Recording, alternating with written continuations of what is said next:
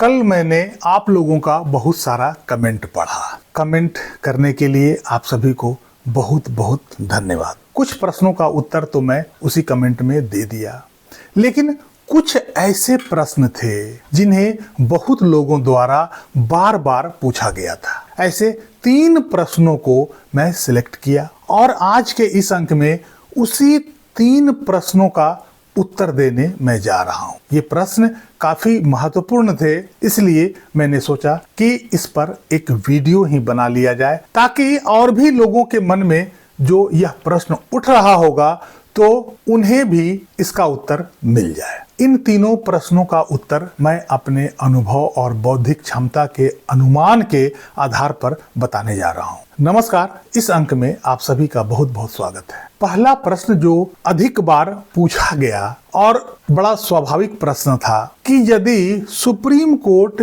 या सरकार द्वारा शिक्षकों को टेट से राहत यदि मिलती है तो उसका आधार तारीख क्या होगा? यह डेट ऑफ नोटिफिकेशन होगा, अर्थात भर्ती का जो एडवर्टीजमेंट निकलता है वो होगा, या डेट ऑफ अपॉइंटमेंट होगा। कानूनी तौर पर डेट ऑफ नोटिफिकेशन अर्थात भर्ती के लिए जो एडवर्टीजमेंट निकलता है, जिसमें नियम, एज, क्वालिफिकेशन आदि का विवरण दिया रहता है, उसी को आधार माना जाता है। अभी 2-3 महीने पहले सिविल जज भर्ती को लेकर सुप्रीम कोर्ट का एक बड़ा निर्णय आया था, जिसमें सिविल जज बनने के लिए 3 इयर्स प्रैक्टिस रूल को मैंडेटरी किया गया था। अर्थात यदि सिविल जज आपको बनना है तो LLB करने के बाद 3 साल का कोर्ट में प्रैक्टिस होना आवश्यक है। इस निर्णय में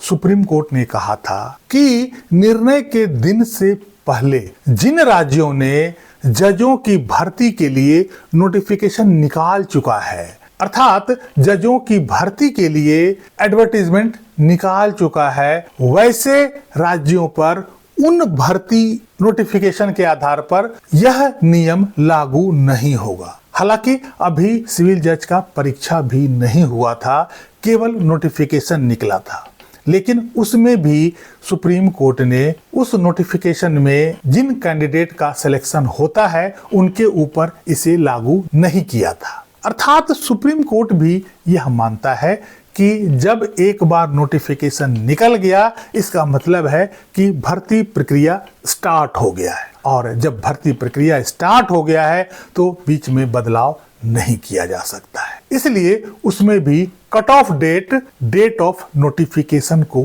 रखा गया था, और सुप्रीम कोर्ट के निर्णय के बाद जिन राज्यों द्वारा सिविल जज के भर्ती नोटिफिकेशन निकाला गया उस पर 3 इयर्स प्रैक्टिस रूल लागू हो गया, भले वो निर्णय के 1 दिन बाद ही क्यों ना निकाला गया हो। इसलिए कानूनी तौर पर डेट ऑफ नोटिफिकेशन अर्थात भर्ती का जो पहला एडवर्टीजमेंट होता है उसी को आधार माना जाता है। ऐसे और भी कई निर्णय हैं जिसमें डेट ऑफ नोटिफिकेशन को कट ऑफ डेट माना गया है। इसी आधार पर हम यह कह सकते हैं कि यदि कल को सुप्रीम कोर्ट या सरकार शिक्षकों को टेट से राहत देती है तो उनके भर्ती का नोटिफिकेशन डेट को ही आधार माना जाएगा। हालांकि इसके लिए यह जरूरी होगा कि मुकदमे में बहस कर रहे एडवोकेट्स की यह जिम्मेवारी होगी कि सुप्रीम कोर्ट को इस बात के लिए दबाव डाले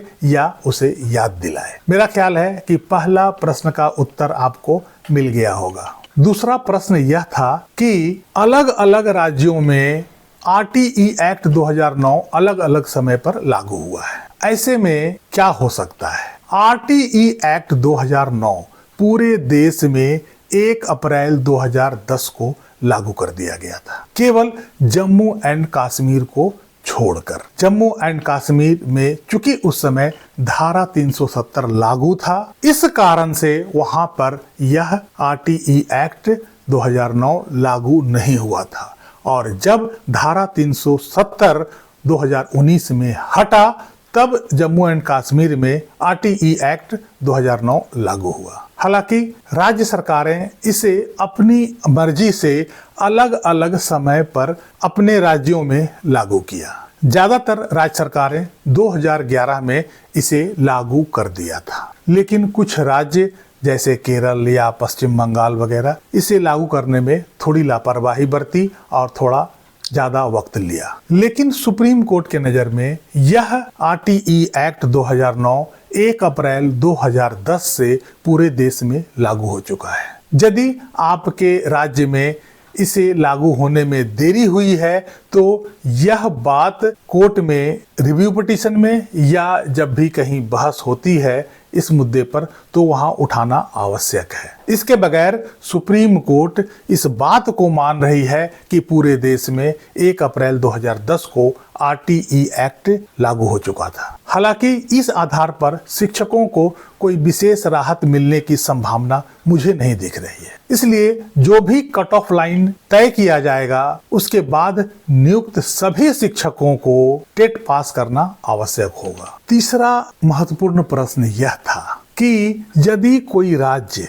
RTE एक्ट लागू होने के बाद शिक्षकों की भर्ती वहां निकाली गई थी और उसमें टेट को मिनिमम क्वालिफिकेशन नहीं बताया गया था और उन शिक्षकों की भर्ती पुराने भर्ती नियमों के आधार पर किया गया था, उनके नोटिफिकेशन में यदि किसी प्रकार का टेट का चर्चा नहीं किया गया था, ऐसे में वैसे सभी शिक्षक बंधुओं को उस नोटिफिकेशन के साथ इस केस में रिव्यू पिटीशन डालना चाहिए या कोई सेपरेट पिटीशन डालना चाहिए, क्योंकि यह एक नया तरह का केस होगा कि RTE एक्ट लागू होने के बाद जब NCTE ने टेट को मिनिमम क्वालिफिकेशन मैंडेटरी कर दिया, उसके बावजूद भी कोई राज्य शिक्षक भर्ती के लिए नोटिफिकेशन निकालता है और उसमें टेट को मैंडेटरी नहीं कहता है, तो यह एक अलग इशू है। यह उस राज्य सरकार की बड़ी चूक है, गलती है। ऐसे में शिक्षक सफर नहीं करे उसे एक सेपरेट रिव्यू पिटीशन या सेपरेट पिटीशन सुप्रीम कोर्ट में डालना चाहिए, क्योंकि इसमें शिक्षकों की गलती नहीं है। जब भर्ती नोटिफिकेशन में टेट की बात ही नहीं की गई है तो शिक्षकों पर टेट लादने का प्रश्न कैसे उठ सकता है। RTE एक्ट एक सेंट्रल कानून है और यह संविधान और मौलिक अधिकार से जुड़ा हुआ मामला है। ऐसे में राज्य सरकारों के पास कोई ऑप्शन नहीं है कि इसे लागू ना करे। यदि कोई राज्य सरकार ऐसी गलती करी है तो उसके खिलाफ मुकदमा अवश्य डाला जाना चाहिए। मुझे ऐसा नहीं लगता है कि कोई भी राज्य सरकार इतनी बड़ी गलती करेगी। 1 अप्रैल 2010 के बाद जिन राज्य सरकारों ने भी शिक्षक भर्ती नोटिफिकेशन निकाला है उसमें आवश्यक रूप से टेट के बारे में चर्चा किया गया होगा और शिक्षक के न्यूनतम योग्यता में टेट को आवश्यक रूप से जोड़ा गया होगा। भले ही शिक्षक को यह ऑप्शन दिया गया होगा कि ज्वाइनिंग के बाद वो टेट पास कर ले, क्योंकि राज्य सरकारों को इस बात के लिए छूट दिया गया था कि अगले 5 साल तक बिना टेट पास किए हुए शिक्षकों को भी आप शिक्षक नियुक्त कर सकते हैं, लेकिन उनके ऊपर टेट पास करने की जिम्मेदारी होगी कि वो नियत समय पर टेट पास कर ले। बहुत सारे शिक्षकों में यह कंफ्यूजन अभी भी बना हुआ है कि उनकी नियुक्ति 2011 के बाद हुई है। इसके लिए मैं सभी शिक्षकों से आग्रह करूंगा कि वे जिस भर्ती नोटिफिकेशन के तहत उनकी नियुक्ति हुई है एक बार उस नोटिफिकेशन को अच्छी तरह से अवश्य पढ़ें, क्योंकि वही नोटिफिकेशन आगे आने वाले समय में आपके लिए डिसाइडिंग फैक्टर हो सकता है। इस अंक में यहीं तक। कैसी लगी जानकारी कमेंट करके जरूर बताइएगा। वीडियो को लाइक कीजिएगा, चैनल को सब्सक्राइब कीजिएगा। मिलते हैं अगले अंक में, तब तक के लिए जय हिंद, वंदे मातरम।